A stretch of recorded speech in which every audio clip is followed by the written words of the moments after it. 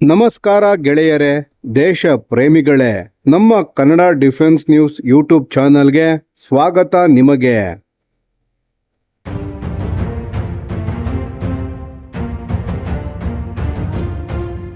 ಭಾರತದ ರಕ್ಷಣಾ ವಿಮಾನಯಾನ ಕ್ಷೇತ್ರದ ಬಗ್ಗೆ ತಿಳಿದಿರುವ ಯಾರನ್ನಾದರೂ ಕೇಳಿದರೆ ಭಾರತದ ಅತಿದೊಡ್ಡ ಸಮಸ್ಯೆ ಏನು ಎಂಬ ಪ್ರಶ್ನೆಗೆ ಬಹುತೇಕ ಎಲ್ಲರಿಂದಲೂ ಒಂದೇ ಉತ್ತರ ಬರುತ್ತದೆ: ಗ್ಯಾಸ್ ಟರ್ಬೈನ್ ಇಂಜಿನ್.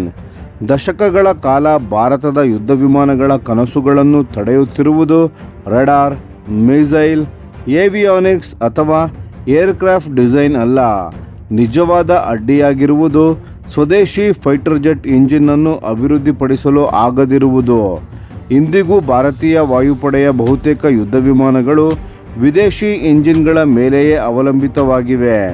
ಕೆಲ ಯುದ್ಧ ವಿಮಾನಗಳು ವಿದೇಶದಿಂದ ನೇರವಾಗಿ ಬರುತ್ತವೆ, ಇನ್ನು ಕೆಲವು ಭಾರತದಲ್ಲೇ ನಿರ್ಮಾಣವಾದರೂ ಅವುಗಳಲ್ಲಿ ವಿದೇಶಿ ಇಂಜಿನ್ಗಳೇ ಅಳವಡಿಸಲಾಗುತ್ತವೆ.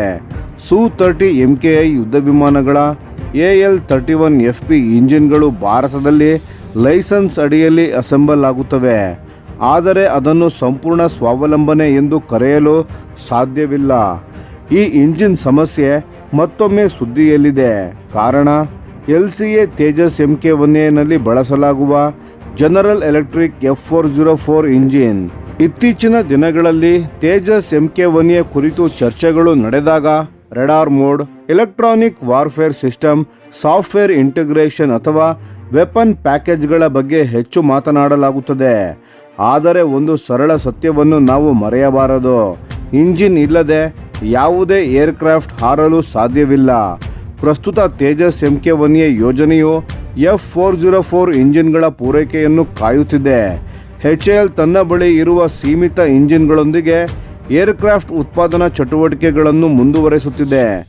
ಆದರೆ ಭಾರತೀಯ ವಾಯುಪಡೆಯ ದೃಷ್ಟಿಯಲ್ಲಿ ನಿರಂತರ ಇಂಜಿನ್ಗಳ ಲಭ್ಯತೆ ಅತ್ಯಂತ ಮುಖ್ಯವಾಗಿದೆ.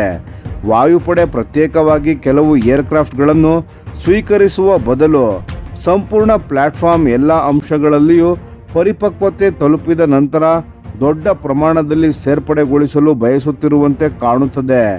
ಈ ವಿಳಂಬವನ್ನು ಕೆಲವರು ಅಮೆರಿಕ ಅಥವಾ ಜನರಲ್ ಎಲೆಕ್ಟ್ರಿಕ್ ಉದ್ದೇಶಪೂರ್ವಕವಾಗಿ ಮಾಡುತ್ತಿದೆ ಎಂದು ಹೇಳುತ್ತಿದ್ದಾರೆ. ಭಾರತ ಅಮೆರಿಕ ನಡುವಿನ ವ್ಯಾಪಾರ ಮತ್ತು ತಂತ್ರಜ್ಞಾನದ ಮಾತುಕತೆಗಳ ಹಿನ್ನೆಲೆಯಲ್ಲಿ ಇಂತಹ ಅನುಮಾನಗಳು ಮೂಡುವುದು ಸಹಜ.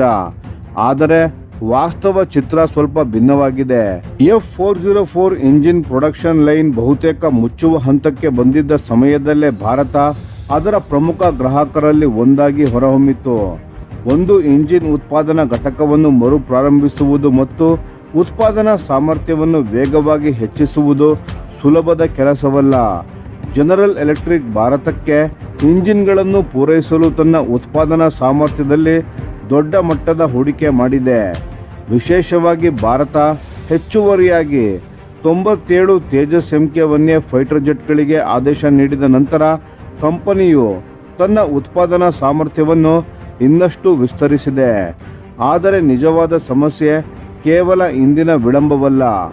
ನಾಳೆ ಎಲ್ಲ F404 ಇಂಜಿನ್ಗಳು ಭಾರತಕ್ಕೆ ತಲುಪಿದರೂ ಸಹ ಭಾರತದ ಅವಲಂಬನೆ ಕೊನೆಗೊಳ್ಳುವುದಿಲ್ಲ. ಯುದ್ಧ ವಿಮಾನಗಳ ಇಂಜಿನ್ಗಳು ಶಾಶ್ವತವಾಗಿ ಕಾರ್ಯನಿರ್ವಹಿಸುವುದಿಲ್ಲ. ಅವುಗಳನ್ನು ನಿರ್ದಿಷ್ಟ ಅವಧಿಯ ನಂತರ ಬದಲಾಯಿಸಬೇಕಾಗುತ್ತದೆ. ಸಾಮಾನ್ಯವಾಗಿ ಒಂದು ಫೈಟರ್ ಏರ್ಕ್ರಾಫ್ಟ್ ತನ್ನ ಸಂಪೂರ್ಣ ಸೇವಾ ಅವಧಿಯಲ್ಲಿ 2 ಅಥವಾ 2.5 ಇಂಜಿನ್ಗಳನ್ನು ಬಳಸುತ್ತದೆ ಎಂದು ಅಂದಾಜಿಸಲಾಗಿದೆ.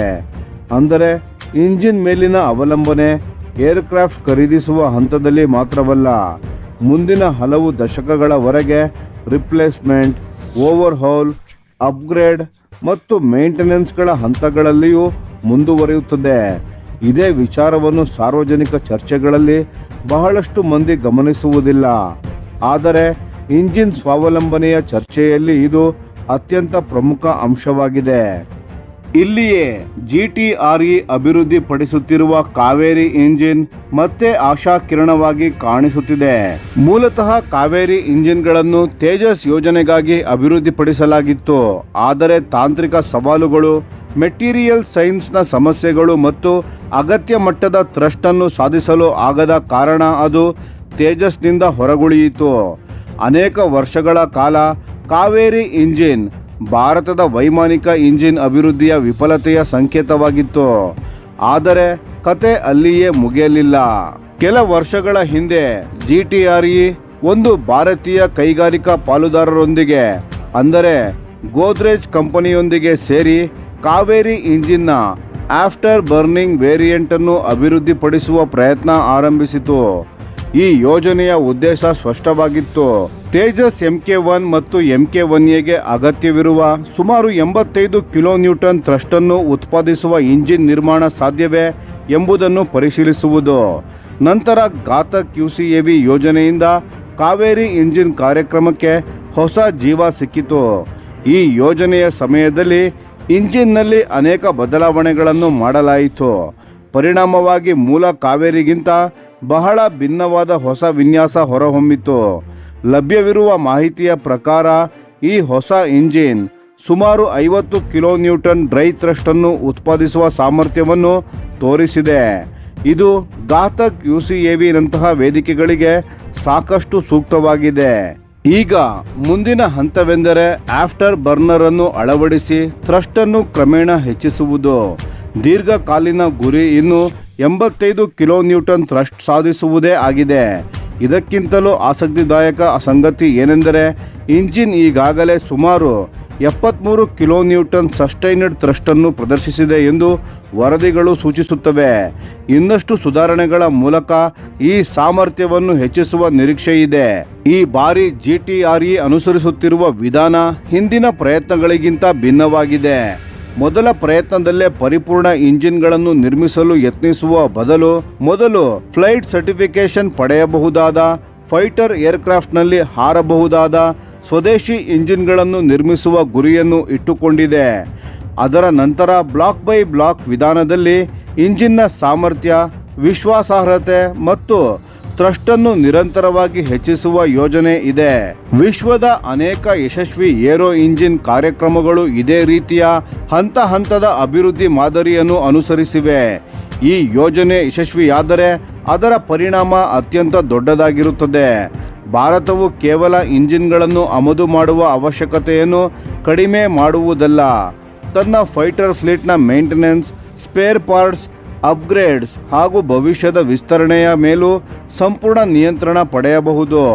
ಅದಕ್ಕಿಂತ ಮುಖ್ಯವಾಗಿ ಇದು ಭಾರತದಲ್ಲಿ aero engine manufacturing ecosystem, advanced materials technology, industrial capability ಹಾಗೂ ಡಿಸೈನ್ ಎಕ್ಸ್ಪರ್ಟೈಸ್ ನಿರ್ಮಿಸಲು ಸಹಾಯ ಮಾಡುತ್ತದೆ. ಭವಿಷ್ಯದ ತೇಜಸ್ ವೇರಿಯಂಟ್ಗಳು, ಘಾತಕ್ UCAV ಹಾಗೂ ಮುಂದಿನ ಪೀಳಿಗೆಯ ಫೈಟರ್ ಏರ್ಕ್ರಾಫ್ಟ್ಗಳ ಅಭಿವೃದ್ಧಿಗೆ ಇದೇ ಅಡಿಪಾಯವಾಗಬಹುದು. ಭಾರತದ ವೈಮಾನಿಕ ಕ್ಷೇತ್ರದ ಪ್ರಗತಿಯನ್ನು ನಾವು ಸಾಮಾನ್ಯವಾಗಿ ಏರ್ಕ್ರಾಫ್ಟ್ ಅಭಿವೃದ್ಧಿಯ ಮೂಲಕ ಅಳೆಯುತ್ತೇವೆ. ಆದರೆ ಜಾಗತಿಕ ಇತಿಹಾಸ ಒಂದು ವಿಷಯವನ್ನು ಸ್ಪಷ್ಟವಾಗಿ ಹೇಳುತ್ತದೆ: ಏರ್ಕ್ರಾಫ್ಟ್ ನಿರ್ಮಿಸುವುದಕ್ಕಿಂತ ಇಂಜಿನ್ ನಿರ್ಮಿಸುವುದು ಬಹಳ ಕಠಿಣ. ಮತ್ತು ಇಂಜಿನ್ ತಂತ್ರಜ್ಞಾನವನ್ನು ಸಂಪೂರ್ಣವಾಗಿ ಅರ್ಥ ಮಾಡಿಕೊಂಡ ರಾಷ್ಟ್ರವನ್ನೇ ನಿಜವಾದ ಏರೋಸ್ಪೇಸ್ ಪವರ್ ಎಂದು ಪರಿಗಣಿಸಲಾಗುತ್ತದೆ. F404 ಇಂಜಿನ್ಗಳ ವಿಳಂಬವು ಮತ್ತೊಮ್ಮೆ ಇದೇ ಸತ್ಯವನ್ನು ನಮಗೆ ನೆನಪಿಸುತ್ತದೆ. ಸ್ವದೇಶಿ ಏರ್ ಫ್ರೇಮ್ ಹೊಂದಿರುವುದಷ್ಟೇ ಸಾಕಾಗುವುದಿಲ್ಲ. ಒಮ್ಮೆ ವಿಫಲ ಯೋಜನೆ ಎಂದು ಪರಿಗಣಿಸಲ್ಪಟ್ಟಿದ್ದ ಕಾವೇರಿ ಇಂಜಿನ್ ಇಂದು ಭಾರತವನ್ನು ವಿದೇಶಿ ಅವಲಂಬನೆಯಿಂದ ಸಂಪೂರ್ಣ ಸ್ವಾವಲಂಬನೆಯತ್ತ ಕೊಂಡೊಯ್ಯುವ ಸೇತುವೆಯಾಗಿ ರೂಪುಗೊಳ್ಳುವ ಸಾಧ್ಯತೆಯನ್ನು ತೋರಿಸುತ್ತಿದೆ. 85 ಕಿಲೋನ್ಯೂಟನ್ ಗುರಿಯನ್ನು ತಕ್ಷಣವೇ ತಲುಪಲಿ ಅಥವಾ ಮುಂದಿನ ಸುಧಾರಣೆಗಳ ಮೂಲಕ ತಲುಪಲಿ, ಕಾವೇರಿ ಇಂಜಿನ್ ಪುನರುಜ್ಜೀವನವು ಭಾರತದ ರಕ್ಷಣಾ ವಿಮಾನಯಾನ ಇತಿಹಾಸದಲ್ಲೇ ಅತ್ಯಂತ ಮಹತ್ವದ ತಿರುವಾಗಬಹುದು. ಮತ್ತು ಅದು ಯಶಸ್ವಿಯಾದರೆ ಹಲವು ದಶಕಗಳಿಂದ ಭಾರತವನ್ನು ಕಾಡುತ್ತಿರುವ ಅತಿದೊಡ್ಡ ಡಿಫೆನ್ಸ್ ಏವಿಯೇಷನ್ ಸಮಸ್ಯೆಗೆ ಉತ್ತರ. ಒಮ್ಮೆ ವಿಫಲವಾಗಿದೆ ಎಂದು ಎಲ್ಲರೂ ಭಾವಿಸಿದ್ದ ಕಾವೇರಿ ಇಂಜಿನ್ ಈಗ ಧೂಳೆಬ್ಬಿಸಲು ಶುರು ಮಾಡಿದೆ.